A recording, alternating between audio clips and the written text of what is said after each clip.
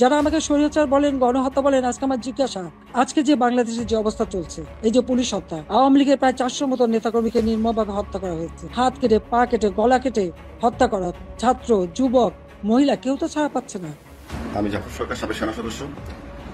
আজকে বাংলাদেশের মানুষকে একটু সতর্ক বার্তা দিতে চাই, আপনারা সবাই প্রস্তুত থাকুন, কারণ বাংলাদেশের যে কোনো মুহূর্তে একটি ঘটনা ঘটে যেতে পারে। বাংলাদেশের সেনাপ্রধান মার্কিন যুক্তরাষ্ট্রের পেন্টাগনে একটা ফোন করেছিলেন, কিছু সাহায্য চেয়েছিল। দর্শক, একটি ভয়ঙ্কর দুঃসংবাদ দিচ্ছি দেশ এবং জাতিকে। সেনাবাহিনীর পক্ষ থেকে একটি লেটার আমরা হাতে পেয়েছি এবং সেই লেটার থেকে আপনাদেরকে সংবাদটি একটু তুলে ধরছি যে ডক্টর মোহাম্মদ ইউনূস 26 তারিখে চায়না যাওয়ার কথা, সেই চায়না যাওয়া যাতে করে কিছুতেই না যেতে পারে সেই জন্য ভারত মরিয়া হয়ে বাংলাদেশের সেনাবাহিনী এবং প্রেসিডেন্ট চুপ্পুর মাধ্যমে বাংলাদেশে জরুরি আইন চালু করার জন্য চিন্তা এবং পরিকল্পনা করেছে। চিঠিতে কি কি লেখা হয়েছে তা আপনাদের সামনে তুলে ধরছি। সেনাপ্রধান জনাব ওয়াকারুজ্জামানকে ইঙ্গিত করে পিনাকি ভট্টাচার্য ও হাসনাত আবদুল্লাদের জাস্ট ফেসবুক স্ট্যাটাস, এতে যে জনরোষে জনাব সেনাপ্রধান পড়েছেন, যে চাপে পড়েছেন, তিনি এই প্রথম তার জীবদ্দশায় এমন কাজ করতে বাধ্য হয়েছেন যে পিনাকি হাসনাতরা নড়াচড়া না দিলে এই কাজ তিনি করতেন না।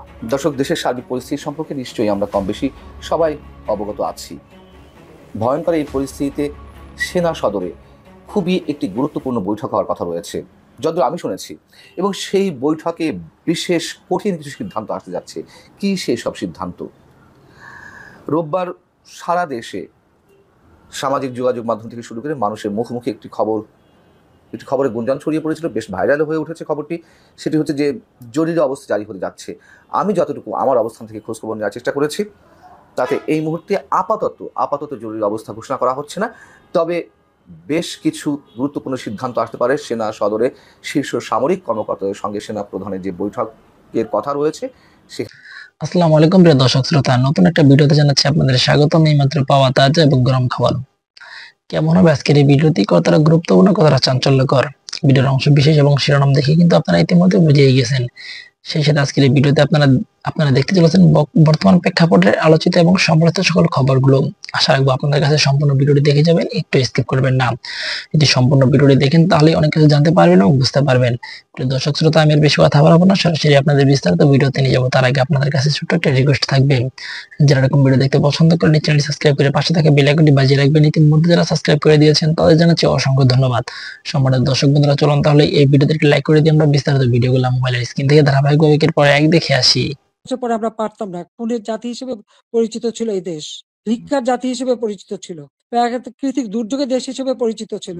আমি সেখান থেকে বাংলাদেশকে উন্নত করে উন্নয়নের রোল মডেল হিসেবে সারা বিশ্বে বাংলাদেশের সম্মান নিয়ে এসেছিলাম।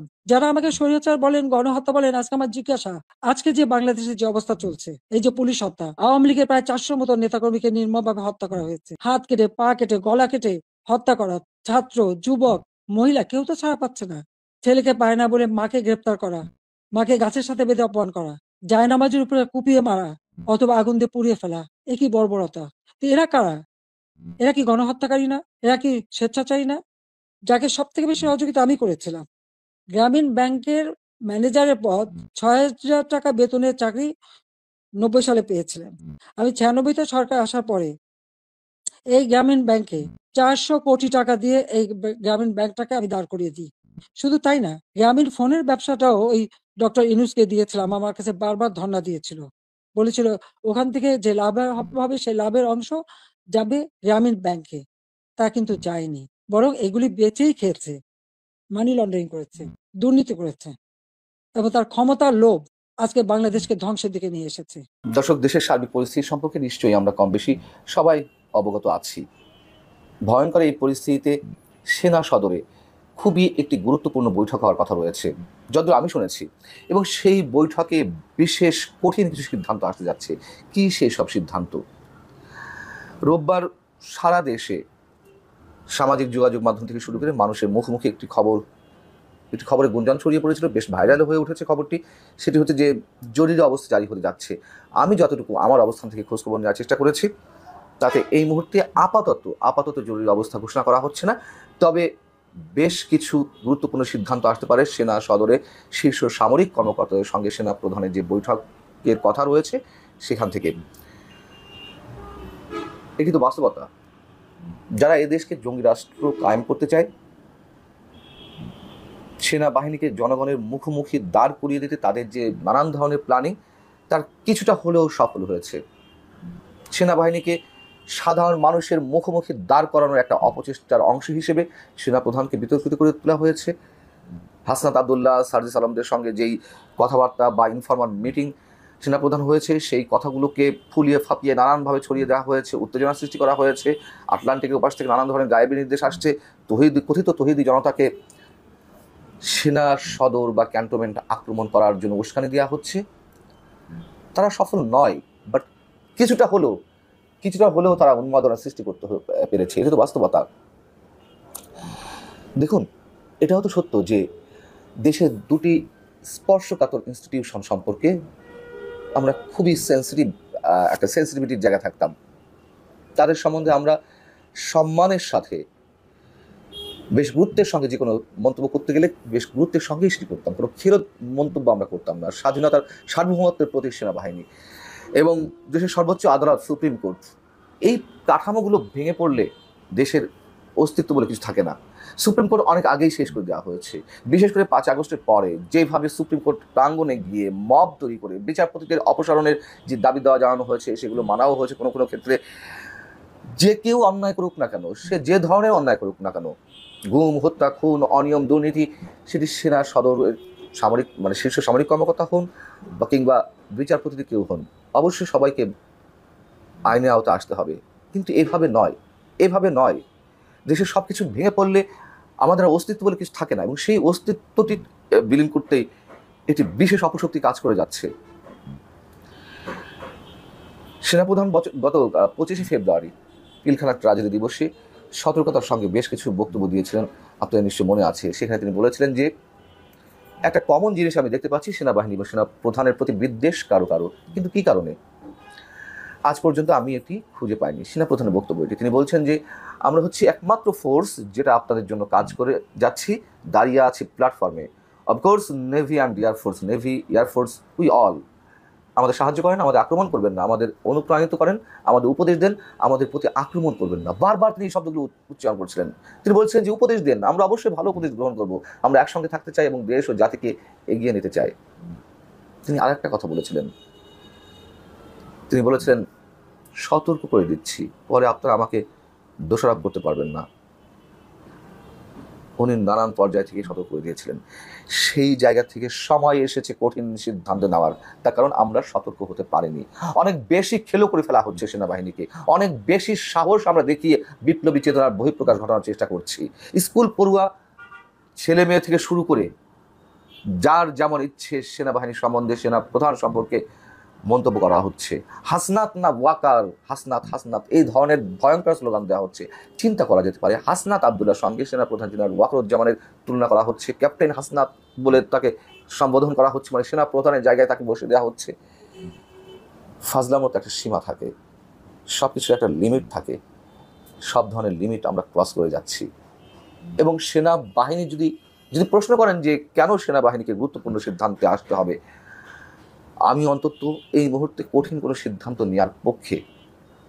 একজন নাগরিক হিসেবে দেশের স্বাধীনতার সার্বভৌমত্ব রক্ষার জায়গা থেকে যে আশঙ্কাগুলো আমাদের মধ্যে দানা বেঁধেছে, বদ্ধমূল ধারণার জন্ম দিয়েছে, সেই আশঙ্কা থেকেই আমি মনে করি সেনাবাহিনীকে তার যথাযথ রোল প্লে করতে হবে সমাজের স্বার্থে, মানুষের স্বার্থে, দেশের স্বার্থে। এবং সেনাপ্রধান 5 আগস্ট সেই কথাগুলো বলেছেন, তিনি দায়িত্ব কাঁধে তুলে নিয়েছিলেন, পরবর্তীতে তিনি সতর্ক করে দিয়েছেন।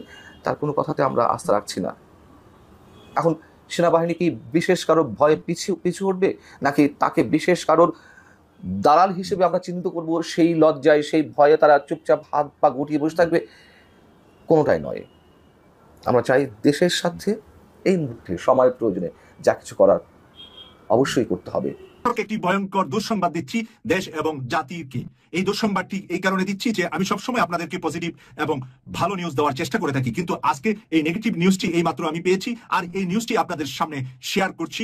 আমি জানি যে এখন রমজানের মাস, আপনারা 24শে মার্চ আজকে এই সকালে হচ্ছে, এবং 24শে মার্চেই একটি নতুন ঘটনা বাংলাদেশে ঘটার সম্ভাবনা দেখা দিয়েছে। এই সম্ভাবনাময় বিষয়ে সেনাবাহিনীর পক্ষ থেকে একটি লেটার আমরা হাতে পেয়েছি, এবং সেই লেটার থেকে আপনাদেরকে সংবাদটি একটু তুলে ধরছি যে ডক্টর মোহাম্মদ ইউনূস 26 তারিখে চায়না যাবার কথা, সেই চায়না যাওয়া যাতে করে কিছুতেই না যেতে পারে সেই জন্য ভারত মরিয়া হয়ে বাংলাদেশের সেনাবাহিনী এবং প্রেসিডেন্ট চুপ্পুর মাধ্যমে বাংলাদেশে জরুরি আইন চালু করার জন্য চিন্তা এবং পরিকল্পনা করেছে। তা আজকে এই 24 তারিখে সেনাপ্রধান 10:30 বাজে, বাংলাদেশ সময় 10:30 বাজে তিনি ক্যান্টনমেন্টে ভাষণ দিবেন। তাদের সকল সৈনিক অফিসাররা সেই ভাষণ শুনবেন। প্রিয় দর্শক, সেই চিঠিতে কি কি লেখা হয়েছে তা আপনাদের সামনে তুলে ধরছি। বিষয় বাংলাদেশ সেনা সদর দপ্তর হাই প্রোফাইল সভা। 1 নম্বরে, আজ 23 মার্চ 2025 দুপুর 12:50 থেকে বিকাল 3:05 পর্যন্ত বাংলাদেশ সেনা সদর দপ্তরের কমান্ড সেন্টারে সেনাবাহিনী প্রধান জেনারেল ওয়াকারুজ্জামানের সভাপতিত্বে একটি হাই প্রোফাইল সভা অনুষ্ঠিত হয়। দ্বিতীয় হলো, সবাই 5 জন লেফটেন্যান্ট জেনারেল এবং বেশ কয়েকজন জেনারেল অফিসার কমান্ডিং জিওসি ব্যক্তিগতভাবে উপস্থিত ছিলেন। অন্যান্যরা ভার্চুয়ালে যোগ দিয়েছিলেন। এছাড়াও সেনা সদর দপ্তরের সকল পরিচালক, ব্রিগেড কমান্ডার এবং ঢাকার বাইরে থেকে আসা 7ম, 9ম এবং 55তম এবং 66তম পদাধিকার ডিভিশনের জিওসিরা ব্যক্তিগতভাবে উপস্থিত ছিলেন, যেটা 23 তারিখ চলে গিয়েছে। এই 23 তারিখ সময় দুপুর 12:50 থেকে বিকাল 3:05 পর্যন্ত তারা একটি বৈঠক করেছে। এই বৈঠকে আরো যা লেখা আছে, সেনাবাহিনী প্রধান জিওসি সংশ্লিষ্ট কমান্ডারদের সাথে দেশের সামগ্রিক পরিস্থিতি নিয়ে আলোচনা করেছে। সেনাপ্রধান তাদের সাথে দেশের বর্তমান রাজনৈতিক পরিস্থিতি নিয়ে আলোচনা করেছেন। রাজনৈতিক বিষয়ে সেনাবাহিনীর হস্তক্ষেপের বিরুদ্ধে হাসনাত আব্দুল্লাহ এবং জাতীয় নাগরিক পার্টি এবং এবি পার্টির নেতাদের করা অভিযোগ সম্পর্কে আলোচনা হয়েছে। এখানে আলোচনা এই বিষয়গুলো নিয়ে হয়েছে। সবাই এই ধরনের অপপ্রচার প্রতিহত করা এবং অভিযোগের জবাব সেনাবাহিনীর ভূমিকা সংজ্ঞায়িত করার বিষয়ে আলোচনা করা হয়েছে। আজকে এই বিষয়গুলো নিয়ে আলোচনা করেছে। আরো যা বিষয়ে আলোচনা করেছে, আসন্ন জাতীয় নির্বাচন এবং জরুরি অবস্থা ঘোষণার সম্ভাবনা সম্পর্কে মতামত সংগ্রহ করা হয়েছে। বৈঠকটি এই সিদ্ধান্তের মাধ্যমে শেষ হয় 24 মার্চ 2025 সকাল 10:30 সেনাবাহিনী প্রধান ঢাকা সেনানিবাসে সেনা প্রাঙ্গণে সকল স্তরের কর্মকর্তা ও সৈনিকদের উদ্দেশ্যে ভাষণ দিবেন। সারা দেশের সকল সেনানিবাসের সামরিক কর্মীরা একযোগে ভাষণে যোগ দিবেন। সেনাপ্রধান জনাব ওয়াকারুজ্জামানকে ইঙ্গিত করে পিনাকি ভট্টাচার্য ও হাসনাত আব্দুল্লাদের জাস্ট ফেসবুক স্ট্যাটাস। এতে যে জনরোষে জনাব সেনাপ্রধান পড়েছেন, যে চাপে পড়েছেন, তিনি এই প্রথম তার জীবদ্দশায় এমন কাজ করতে বাধ্য হয়েছেন যে পিনাকি হাসনাতরা নড়াচড়া না দিলে এই কাজ তিনি করতেন না। পিনাকি ভট্টাচার্যদের তৎপরতার যে কি নজিরবিহীন ফলাফল হতে পারে আমরা হাতে নাতে দেখেছি। যে চরম প্রতাপশালী যে প্রধান উপদেষ্টাকে ধমকের সুরে কথা বলেন, ডক্টর ইউনূস বলেন মাননীয় প্রধান উপদেষ্টা বলতে পারেন না, তিনিও চুপসে গেছেন। সেনাপ্রধান এখন চারদিকে দৌড়ঝাঁপ শুরু করেছেন নিজেকে বাঁচানোর জন্য। কখনো জুলকারনাইন সাহের, কখনো তাসনিম খলিল। আবার জুলকারনাইন সাহের কি করবেন বুঝে উঠতে পারছেন না, কতটুকু তাকে প্রোটেক্ট করবেন। আবার কখনো বিএনপির ইউটিউবারদের পিছনে দৌড়ান, কখনো ডাক্তার জাহেদকে ধরেন, কখনো ফাহাম আব্দুল সালাম, কিন্তু কাজ হয় না। জনগণ পিনাকি হাসনাতদের পাশে এবং সেনাপ্রধানকে নেতিবাচকভাবে দেখা শুরু করেছে। দেখেন, একটা রাষ্ট্রের সেনাপ্রধানের বিরুদ্ধে যদি স্লোগান হয় ওয়াকান্না হাসনাত হাসনাত হাসনাত, এর চাইতে লজ্জার কি আছে? এই ঘটনা ঘটেছে। দেশে বিদেশে প্রচন্ড চাপের মধ্যে ইমেজ সংকটে পড়েছেন ওয়াকারুজ্জামান। স্পষ্ট কারণ, তিনি আওয়ামী লীগের নিয়োগকৃত, আওয়ামী লীগের আত্মীয়, অতএব এই তকমা তো আর তিনি ঢাকতে পারবেন না। এখন তিনি নিজেকে একটু পজিটিভ কিংবা অন্যভাবে উপস্থাপন করতে চাচ্ছেন, যাতে জনগণ তাকে কিছুটা ইতিবাচকভাবে দেখে। দেখেন, 5 আগস্টের পর যারা জুলাই যোদ্ধা আন্দোলনকারীদের পক্ষে বিপক্ষে কোনো মন্তব্য ওয়াকারুজ্জামান করেনি। আন্দোলনকারীদের গ্লোরিফাই করে বিশেষ কোনো বক্তব্য তিনি দেননি। কিন্তু পিনাকি হাসনাতদের তৎপরতার ফলে এখন আমরা দেখতে পাচ্ছি যে জুলাই যোদ্ধাদের প্রশংসা করে তিনি বক্তব্য দেন এবং টুপি মাথায় না দিলেও পাঞ্জাবি পরে তিনি জুলাই যোদ্ধা বা আহতদের জন্য ইফতার মাহফিল আয়োজন করেন। এ ধরনের প্রোগ্রাম কিন্তু আগে করেননি। সেনাপ্রধান হিসাবে মানে জুলাই যোদ্ধাদের এভাবে গ্লোরিফাই করা, তাদেরকে ডেকে স্পেশাল মর্যাদা দিয়ে এভাবে ইফতার মাহফিল করা, মানে এটা তার ইমেজ পুনরুদ্ধারের জন্য তাকে করতে হয়েছে।